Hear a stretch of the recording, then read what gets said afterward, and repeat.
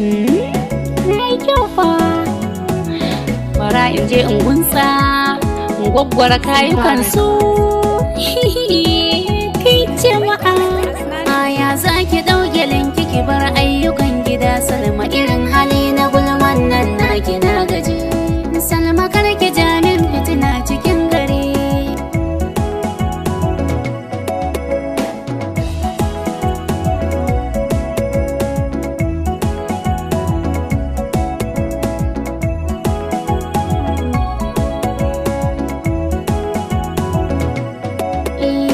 Balki mai kike a wurin nan kina haƙi lallai barin kunun asuba zai ritsa da ke gacin saurayin kishi da Jamila gidan biki su yi nan su kara su yi nan harka ta arziki da na tambaye shi ke har da tsaki da jan jiki wani zancen ki je ki same shi ba zan faɗe shi ba.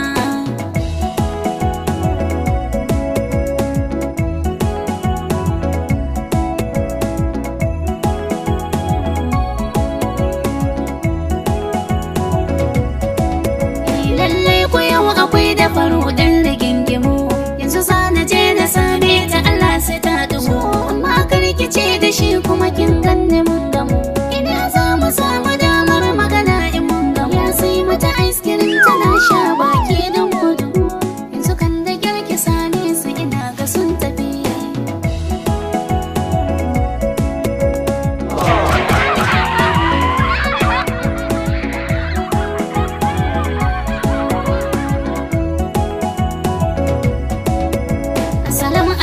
Masu gidan nan suna ciki halale da Salma oyoyo marhaban da ke saura kaɗan na aika a gida a zo da ke kin san ni ba ni jin gajiyar hira ni da ke yanzu ma ina gidan wata magana na zo mu yi Allah sa ina faɗai ta bata mun sine ki ba.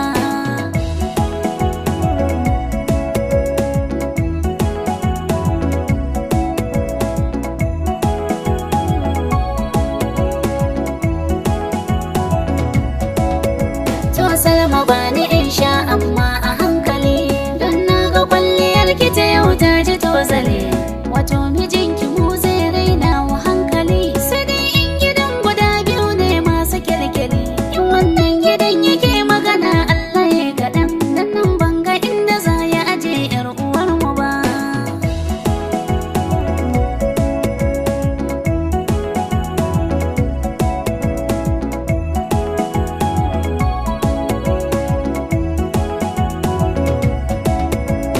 Salma me ake ciki kin sa ina layi na fara jan idanuna na ta kai kai a'a bari dai shiru da bakin nan kafi sosai watakila baya san ki je auren da za yi ni tun yanzu ma wallahi kina bani tausayi na san ba za ki samu kulawa kamar ta ba.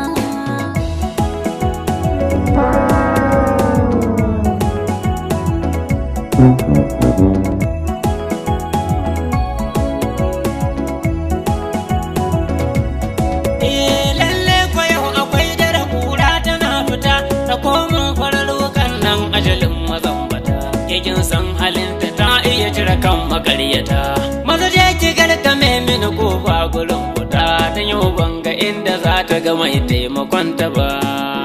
Yau za ki gane kuranki ba ke magulmaciya ba za ki gane kuranki.